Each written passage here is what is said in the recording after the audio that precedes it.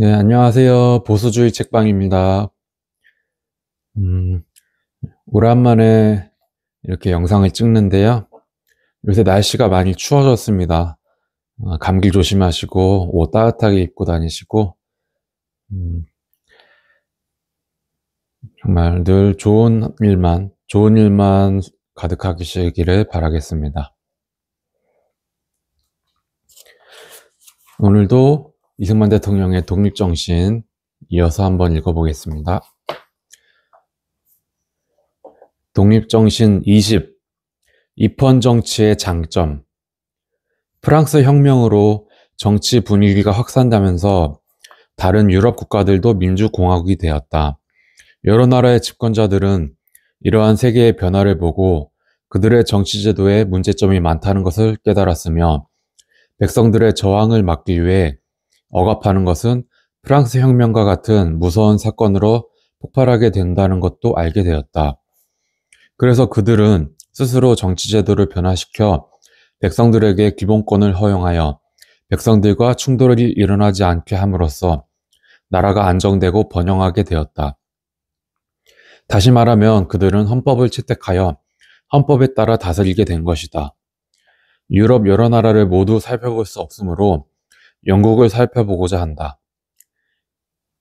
100년 전만 해도 영국은 세계의 작은 섬으로 구성된 나라로서 그다지 부강한 나라가 아니었다.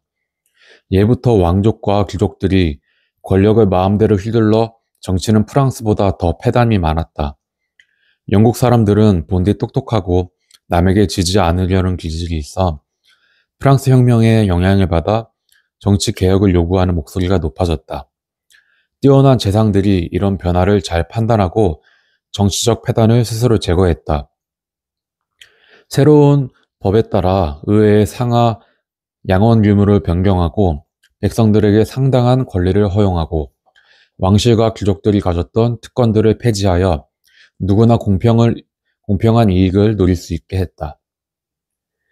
그들은 또한 백성들로 하여금 나랏일에 참여하게 했다.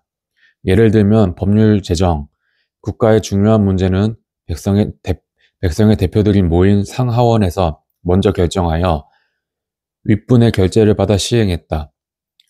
법에 따라 나랏일이 처리되면서 귀족이나 관리들이 권력을 남용할 수 없게 되었다. 다시 말하면 사람마다 각각 책임과 권한을 가지고 있어 자기의 책임과 권한을 벗어나면 대신이라도 탄핵을 받거나 비판의 대상이 되었다. 왕실을 특별히 존경하고 받들 뿐이며 그 외에는 신분상의 차이가 없이 법 앞에 모두가 평등하니 집권 세력이나 백성들에게 다 같이 이로운 제도였다. 가령 백성들에게 포악한 짓을 하려 해도 법을 어기면서 할 수 없으니 백성들이 피해를 보지 않게 되었다. 백성들이 피해를 입지 않으니 자연스럽게 임금을 존경하는 마음이 생겨 부모처럼 받들고 보호하니 왕을 해치려는 자가 있더라도 감히 행동에 나서지 못했다. 또한 다른 나라가 영국 주권을 침탈하려 해도 영국 사람들의 저항이 두려워 그렇게 하지 못했다. 이처럼 새로운 정치제도는 왕실과 나라와 백성에게 영원한 평화와 행복을 보장했으니 이 어찌 아름다운 제도가 아닌가. 영국이 이러한 제도 덕분에 40년, 50년 만에 세계의 여러 곳에 식민지를 두어 해가 지지 않는 부강한 나라가 되었다. 영국이 무력이나 힘만으로 빼앗았다고 한다면 몇십 년 만에 그런 나라를 이룩할 수 없었을 것이다. 영국은 식민지 백성들을 그전보다 더 잘 대해주었다. 예를 들면 빅토리아 여왕이 환갑잔치를 할 때 원시 부족들을 포함하여 모든 식민지 백성들까지 참가하여 경축하고 기금을 모아 빅토리아 여왕의 치적을 기념하는 병원과 학교를 설립했으니 이처럼 평화와 행복이 넘치는 곳이 없었다. 임금과 국민이 함께 행복을 즐긴다는 것이 무엇인지 모르는 고통받고 있는 사람들이라도 영국 사정을 들으면 감동하게 될 것이다. 영국 사정을 더 이상 상세히 말할 수 없으나 지금까지 말한 것만으로도 감동을 불러일으키기에 충분하다. 어찌 다른 나라 사람들이 행복하고 평화로울 것이 부럽지 않겠는가? 영국 사람들이 정치제도를 개혁하지 않았다면 그 행복과 평화는 지속되기 어려웠을 것이다.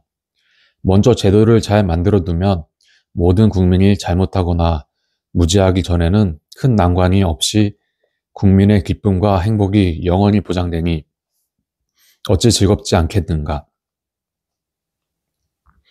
유럽의 여러 나라들도 모두 헌법을 채택했다.